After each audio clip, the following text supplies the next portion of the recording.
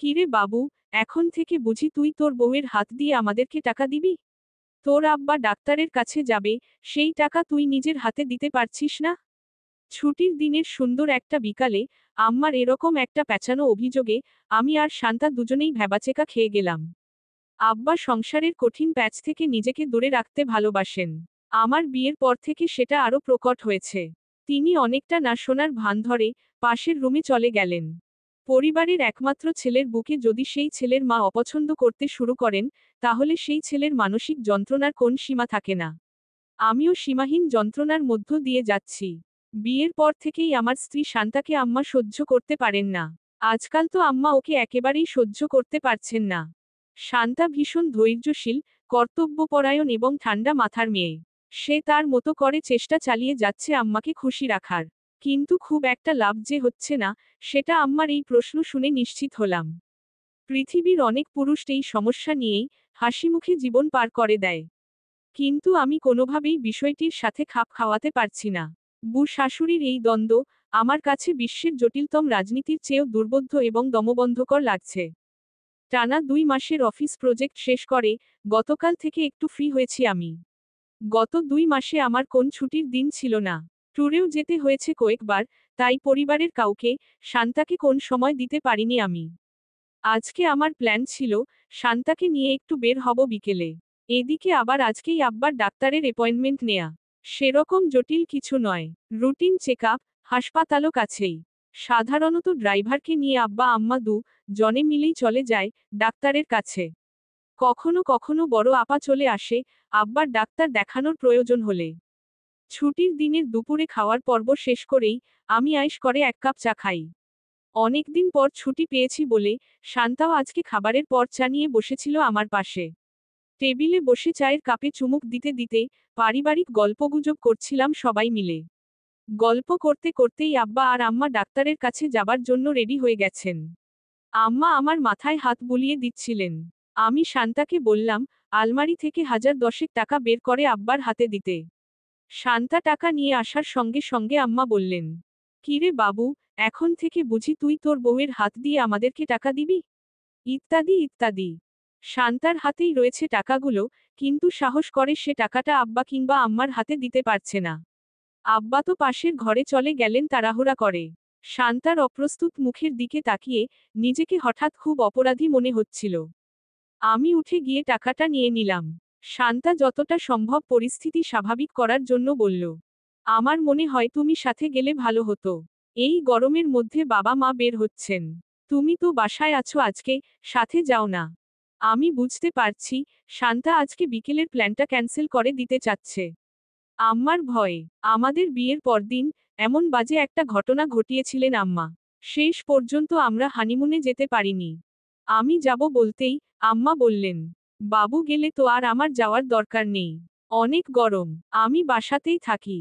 বুঝলাম, আম্মার মেজাজ গরম। তা না হলে আমি যেখানে যাই আম্মা সঙ্গে যেতে পছন্দ করেন।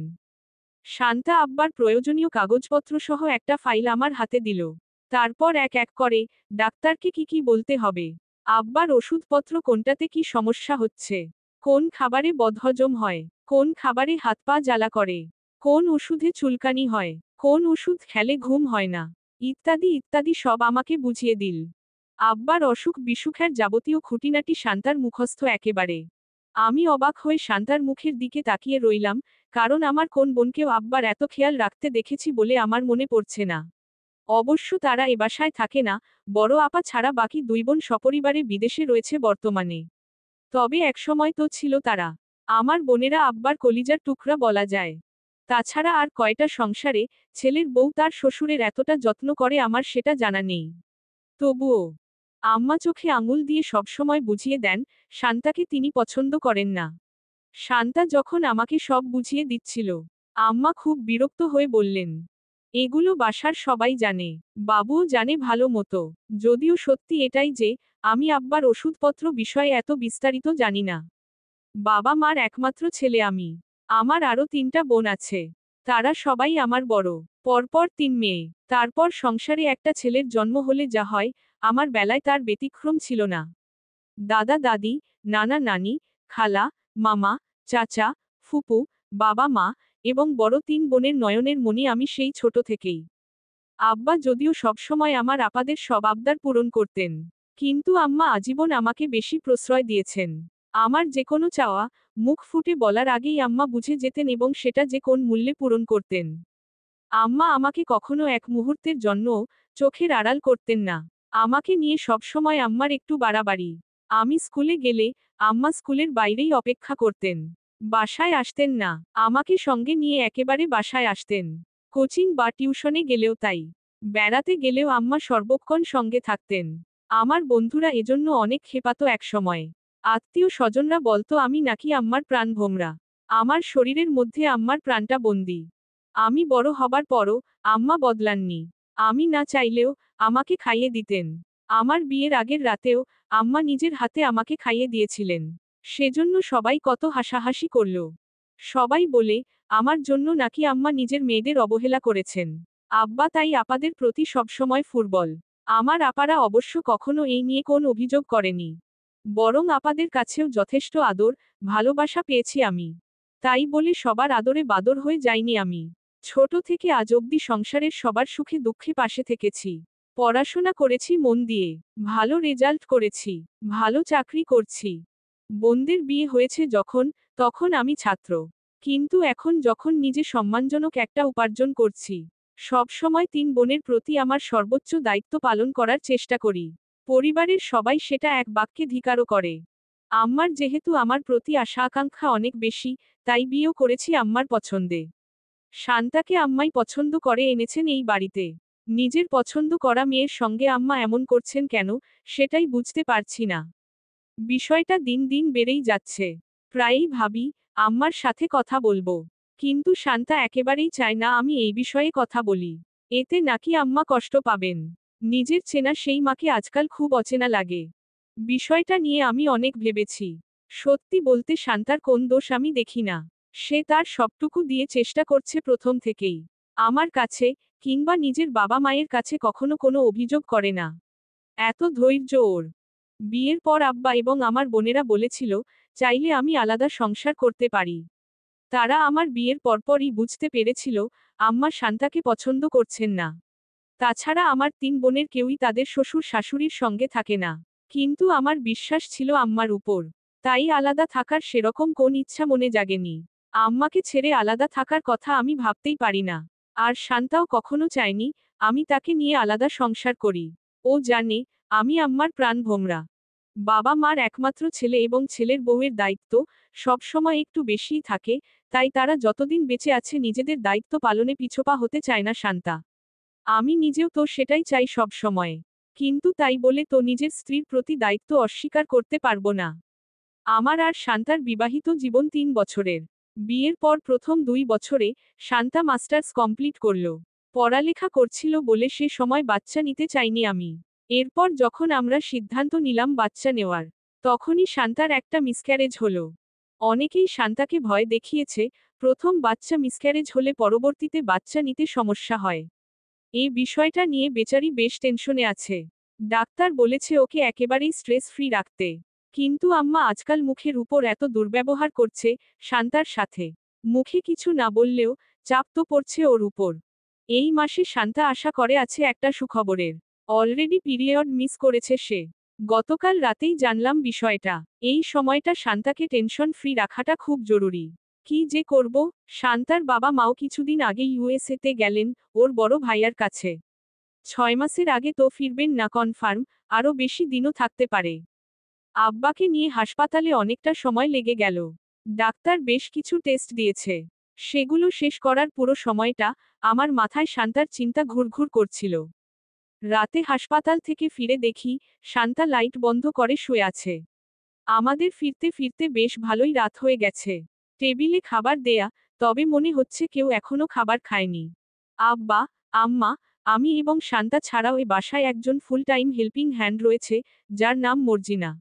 আমরা মর্জিনা খালা ডাকি। খালার সাথে তার একটা ছোট ছেলেও থাকে এ বাসায়। ছেলেটা সুস্থ নয়। মর্জিনা খালা ঘরের কাজে যথেষ্ট সাহায্য করলেও রান্নাবান্নার কাজ সবসময় শান্তা নিজেই করে থাকে। আগেই বলেছি শান্তা খুব সংসারী মেয়ে। আজকে আমি অনেকদিন পর ছুটি পেয়েছি বলে দুপুরে অনেক রান্নাবান্না করেছিল শান্তা। তবে ওর শরীরটা ভালো নয়। দুপুরে সে যে খেতে পারেনি, সেটা আমি খেয়াল করেছি। এখন আবার মর্জিনা খালা বলল, শান্তা নাকি বলেছে তার মাথা ব্যথা, তাই ডাকতে নিষেধ করে দিয়েছে। সে কিছু খাবে না রাতে। আমি যেন এসে খেয়ে নেই। জানি না আমি হাসপাতালে যাবার পর আম্মা আর কিছু বলেছে কিনা শান্তাকে। আমি একটা প্লেটে খাবার নিয়ে আমাদের রুমে এলাম। শান্তাকে উঠিয়ে একটু ভাত খাইয়ে দিব। যদি সত্যি সে কনসিভ করে থাকে তাহলে তো না খেয়ে থাকাটা ঠিক হবে না। বিয়ের পর ওকে অনেকবার ভাত খাইয়ে দিয়েছি আমি। কিন্তু একবার আম্মা এই বিষয়টা নিয়ে খুব খারাপ ব্যবহার করেছিল শান্তার সাথে। এরপর থেকে হাজার চেষ্টা করেও আর ওকে খাইয়ে দিতে পারিনি। আসলে যে কোন বিষয়ে টেনশন করলে শান্তা ভাত খেতে পারে না। পরীক্ষার আগের রাতে জোর করে খাইয়ে না দিলে না খেয়েই রাত পার করে দেয় সে। না খেয়েই নাকি পরীক্ষা দিতে চলে যায়। কেউ বকাঝকা করলেও সে খেতে পারে না। শান্তার আম্মু বিয়ের পর এগুলো আমাকে জানিয়েছিলেন, আমি যেন ওর খাওয়া দাওয়ার একটুখানি খেয়াল রাখি। একটু জোর করে বলে বলে যেন খাওয়াই। বাড়ির সবার খেয়াল সে রাখতে পারে, কিন্তু নিজের দিকে খেয়াল করে না মেয়েটা। সে আমার স্ত্রী, আমাকে তো তার খেয়াল রাখতে হবে। আমি আমার মায়ের যেমন আদরের, শান্তাও তার বাবা মায়ের ভীষণ আদরের। আমি তো নিজের বাড়িতে রয়েছি, কিন্তু শান্তা সবাইকে ছেড়ে আমাদের পরিবারে এসে সবার মন জয় করতে চেষ্টা করে যাচ্ছে। অনেক চেষ্টার পর জোর করে শান্তার মুখে একটা ভাতের লোকমা দিতে পারলাম আমি। বললাম, আম্মার কথায় কি খুব বেশি কষ্ট পেয়েছো? আরে না, কি যে বলো, মার কথায় আমি কখনো কষ্ট পাই না। আমার পেটে ব্যথা হচ্ছে, তাই খুব ভয় লাগছে। আমি বললাম, তুমি এই বিষয়টা নিয়ে একদম টেনশন করো না। ডাক্তার বারণ করে দিয়েছে যে ভুলে গেছো? নাও, আরেকটু খেয়ে নাও। এর মধ্যেই আম্মা এসে রুমে ঢুকলেন। নিজের মা না খেয়ে বসে আছে, তার কোন খবর নিলি না? বুকে মুখে তুলে খাইয়ে দিচ্ছিস? তোর বুকে বুঝি আজকাল আবার খাইয়ে দিতে হয়? এত নাটক জানে আজকালের মেয়েরা। উদ্ধৃতি চিহ্ন। আম্মা অগ্নিমূর্তি ধারণ করে ঘর থেকে বের হয়ে গেলেন। শান্তা সঙ্গে সঙ্গে খাট থেকে লাফ দিয়ে নেমে গেল।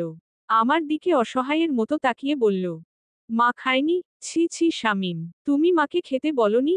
কেন আমাকে এভাবে অপ্রস্তুত করো তুমি? আমার তো চোখ লেগে গিয়েছিল।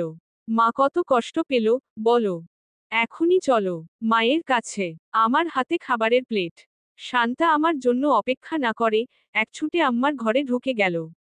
সে আম্মাকে হাত ধরে খাবারের জন্য অনুরোধ করছিল, নাকি আম্মাকে জোর করছিল জানি না। আম্মাও বা শান্তাকে ধাক্কা দিল কিনা কে জানে। আমি কেবল এই ঘর থেকে শান্তার পড়ে যাওয়ার শব্দ শুনতে পেলাম। তার আগে আম্মার ধমকের শব্দ। শান্তা, মাগো, বলে জোরে কেঁদে উঠল।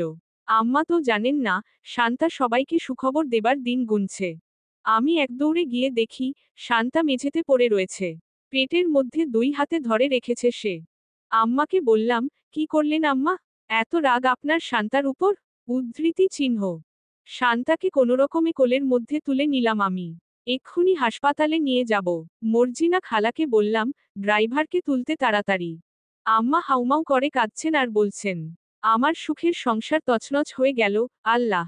যদিও এখনো নিশ্চিত নই প্রেগনেন্সির বিষয়ে, তবুও এক অজানা আশঙ্কায় পাগলের মতো লাগছে আমার। চিৎকার করে আম্মাকে বললাম, শান্তা অসুস্থ আম্মা, আপনি কি কিছুই দেখেন না চোখে? কিছুই বুঝতে পারেন না? খালি নিজের খুশি চান। এত স্বার্থপর আপনি। উদ্ধৃতি চিহ্ন। কোলের মধ্যে আমাকে ঝাপটে ধরে শান্তা ফোপাচ্ছে। এই ফোপানির অর্থ কেবলমাত্র আমিই বুঝতে পারছি। প্রাণ _ ভোমরা। প্রথম পর্ব। রুচিরা সুলতানা।